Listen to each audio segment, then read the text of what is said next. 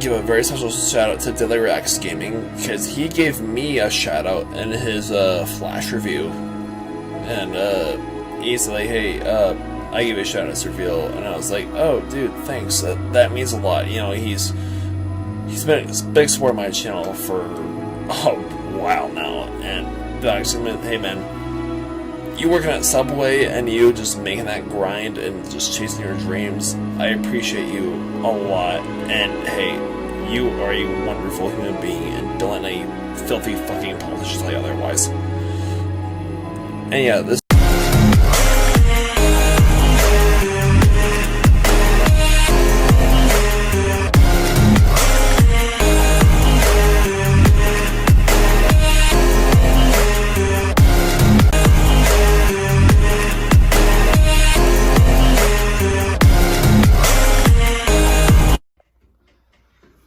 What's going on, guys? It's your boy Daily Reacts TV here, and today we are here to finish off 2 more Ninja Turtle movies today. I'm filming these back to back, and I am doing the first one, that is the sequel to the 2014 movie Teenage Mutant Ninja Turtles Out of the Shadows. Now, I'm sorry that this review took so long to make, it took so long to make because I had other things to focus, you know, life, my job, my gaming channel, because Batman, the Enemy Within was doing well, and then of course we were catching up on The Flash, which I still am to this very day. I just gotta watch the later seasons, season 7 and 8, and get those reviews done for you guys. But I want to finish off Ninja Turtles because I want to take a break from the marathon to start doing top 10 lists again, like 24/7, like make more top 10 lists than just movie reviews every single time, and top 10. And I want to review Ant-Man Quantumania. I might ask Jeremiah, hey, you want to see it tomorrow? Me and Ethan and Jerry might go see Ant-Man 3, and maybe that'll be like the one movie review that's coming out on like Sunday. It depends, but like I said, Tuesday and Thursday are Ninja Turtle movies.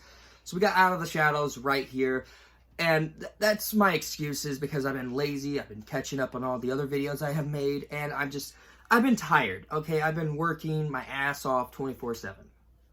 All I gotta say. But Teenage Mutant Ninja Turtles Out of the Shadows follows the Turtles once again on their journey. They didn't get a sequel after this movie, which is kind of sad but understandable. But the Turtles have to face the Shredder again and also prevent the Technodrome from coming to New York City, where the Turtles have to do everything they can to stop the Krang, Bebop and Rocksteady, and of course these cops are chasing after the Turtles because they now know they exist. That's the premise of this movie. Now, a lot of you guys don't know, I really was not a big fan of the first movie when I rewatched it for my channel and for this marathon. So, when I decided to watch this movie, at first I was like skeptical like I was with the first movie. I was like, I'm gonna nitpick every fucking thing I can. I actually really enjoyed this one more than the first one. It ain't perfect, no. Like, it still has the same problem as the first film, but they fixed the problems which I had with the first film. If you guys don't remember, Michael Bay still produced this film, which I'm still pissed about. They do fix a lot of things. Like, the premise actually made sense. Splinter's not more like an old man this time who's not fucking weak. He's barely even in the movie, which is kind of the bad part of the film. And they bring Casey Jones, and when I heard that Stephen Amell, the Green Arrow, was Casey Jones in this film, at first, I didn't watch Arrow, but I was really excited. So, one, I wanted to see this in theaters on my birthday, but they didn't have it in theaters on my birthday. I don't think it came out during my birthday, so we didn't see it.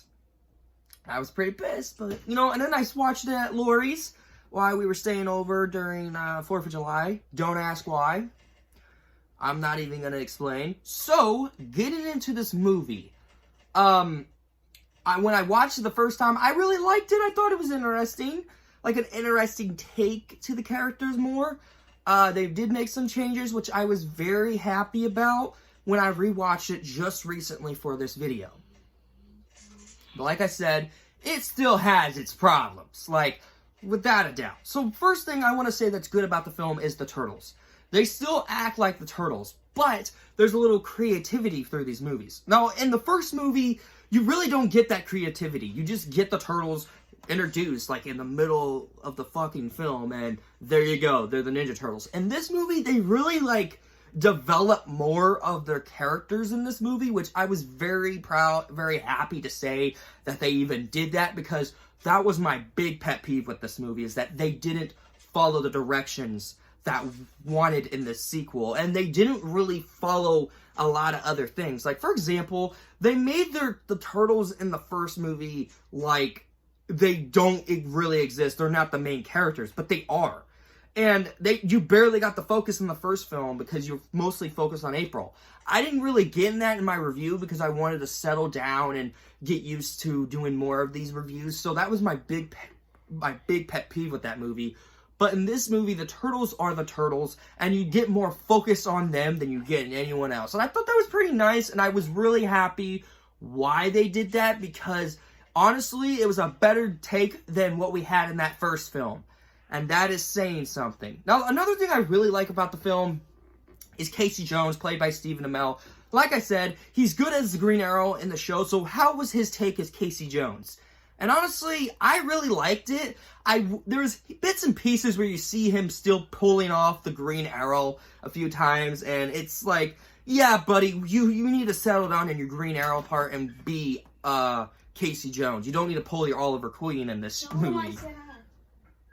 You don't need to pull your Oliver Queen in this movie. So I'm really glad he pulled his performance in. Too bad for Megan Fox. She's not the best performance in the movie. Shredder got replaced, and that's the big pet peeve, which we'll get into. The Krang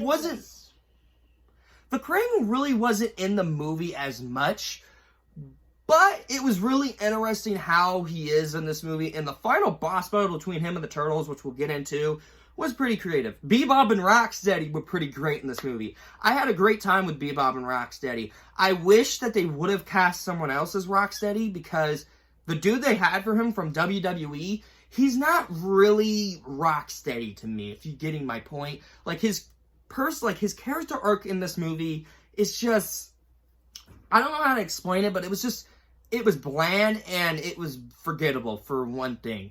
But we'll get into the performance of those two. And let's get into the big climax of the film, its story. I really do like the story of the film, the character development and everything. Like, the story in this film is very, like, it's a story for a Ninja Turtles film, and that's what's great about it, you know. We'll get into the half, but the action scenes in this movie was very creative. I'm glad we got more action scenes in this movie than what we had in the first one, because in the first one we barely had any action scenes. But the action scenes in this movie is very great, and I really do love this movie for what it was. And with that action scene, it was very creative and very well done. Like, the final boss battle between the Turtles and the Krang, with the Krang dude, just one Krang, not the Krang. I'm getting used to the 2012 show with Krang. It was really, like, well done with that fight, and it was actually very creative, and I had a great time with this movie. But, unfortunately, there is problems with Teenage Mutant Ninja Turtles Out of the Shadows. And they're not more problems than I had. Okay, yeah, there's still more problems with this film than there is the second. I mean, with the first. But it still was more creative than that film in general. Because as much as I hate Ninja Turtles 3, that one's, like, near the end. This one, it's understandable. Like, it's understandable more, which we'll get into. The biggest problem with the film is the actress of Karai. They recast the actress, which barely had any screen time in the first film, and they recast her with this bitch. She is not very good in this movie. Like I said in my live reaction of the Samurai episode with the Ninja Turtles 2012 show, she does nothing in this film. Absolutely fucking nothing. So why, and all of a sudden, is she that, like, creative and scary? She did nothing. She barely had any screen time. Like, I'm dead serious. Like, in this movie, she barely had any screen time. I'm not even, like, I could say, like, the only good time she had good time on screen is just her and April fighting. And, you know, and the awesome scene, the one scene that really questioned me in this film, and it's another bad, with the Rocksteady and Bebop versus Casey Jones. They gave that part up easily. Literally, Casey could have, like, he roller skates, and you can see Rocksteady, like, running behind him. It's in the trailer of the movie. And he throws, like, a grenade and pulls Bebop and Rocksteady in, like those little tank things. You know, those little trailer stuff you put shit in? I don't know, like, you know, instruction people that has, like, those little trailer things? And he throws a grenade in there with this metal thing that's kind of supposed to be like a hockey stick. And it just, boom. And they're fine. And they get arrested. Huh? And the biggest problem with the movie, there's a ton more problems we're getting into in this movie. The biggest problem with this movie is, of course, the storyline of the Turtles wanting to be human. What? When did that come in mind? Like, think about this. This is a big franchise that you guys have thought, what would the Turtles think? Oh, yeah, them being human.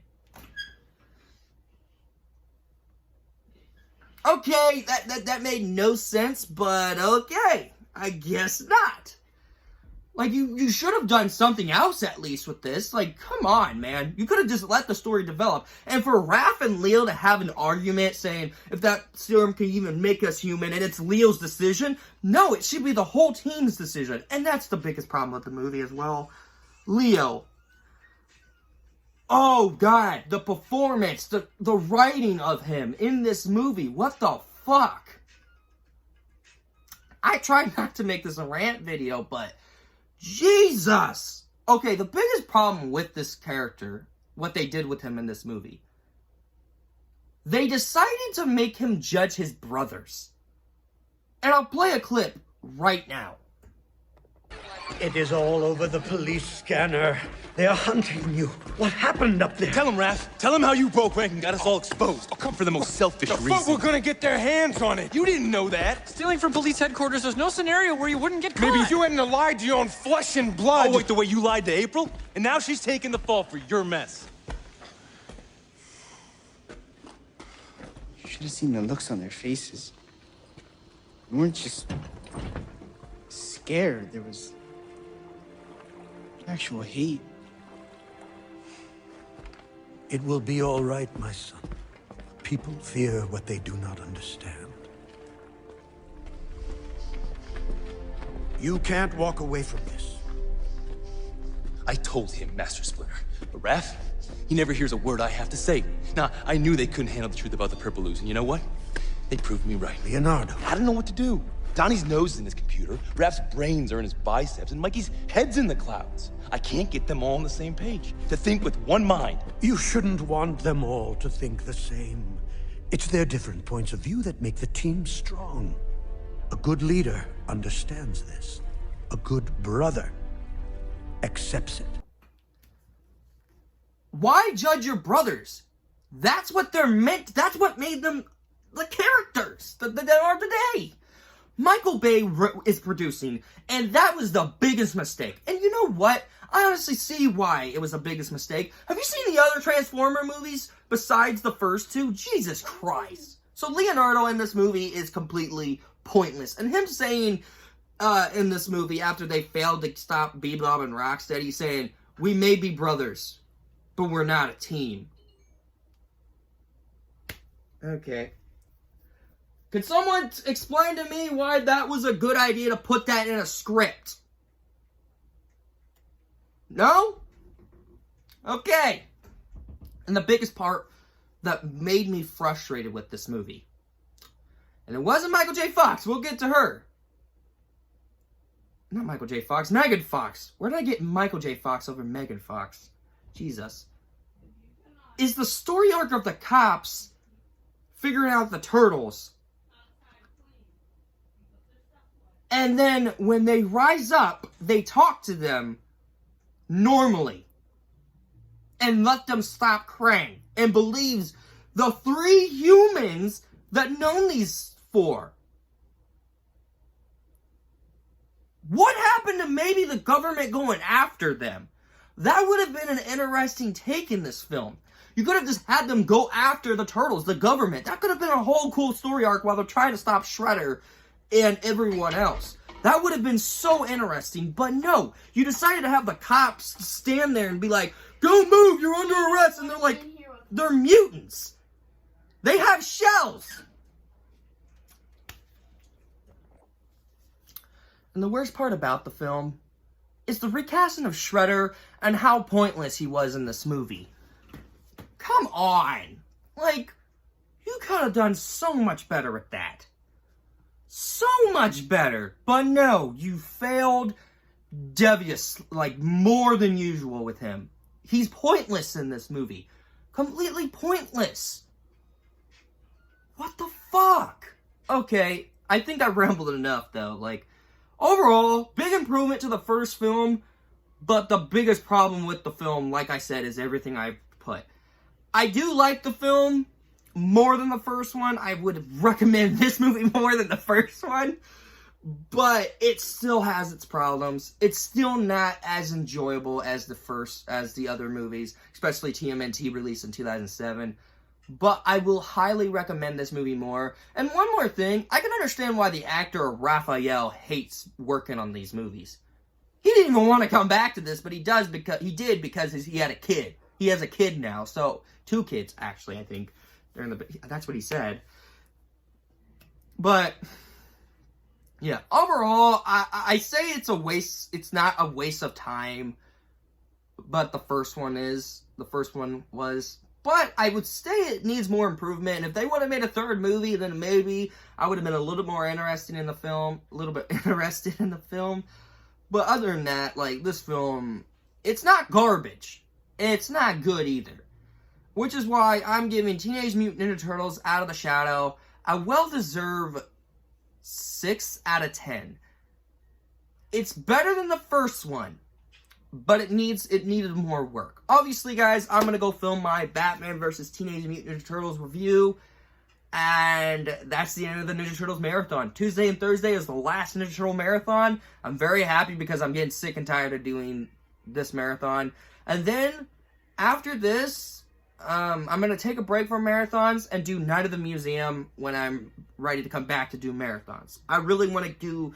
I had you guys pick which movies you want me to do, the Brendan Fraser Mummy movies, the Night of the Museum trilogy, not Quilogy with that animated movie that came out, or The Conjuring.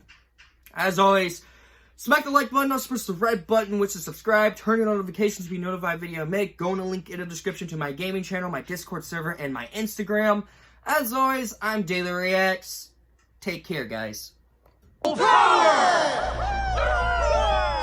Escaped convicts Bebop and Rocksteady are now in police custody, while Dr. Baxter Stockman remains at large.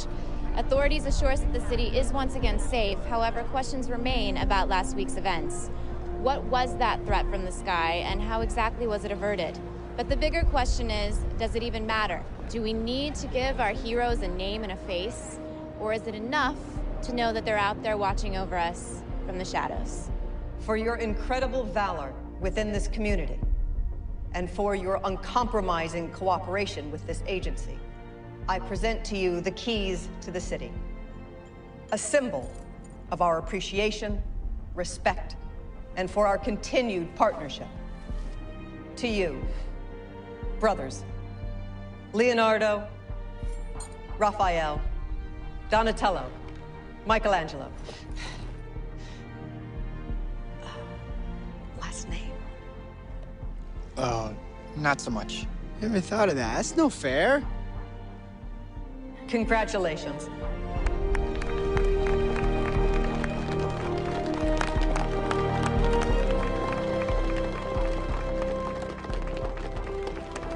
I got one of those. No big deal. I help them. They're friends of mine. So you got plans next weekend? Just my regular hockey game. Do you want to come watch me play? Watch. I'll take you one-on-one. And I'll kick your butt. Bet you will. He's totally Imagine holding that pose for that long. I think you should give people more credit. They'll accept you now. You're probably right. But, I think we'll stick with the arrangement we've had. If you ever need us, April knows where to find us. Really? You could live a normal life. Like the rest of us. Normal? What fun is that?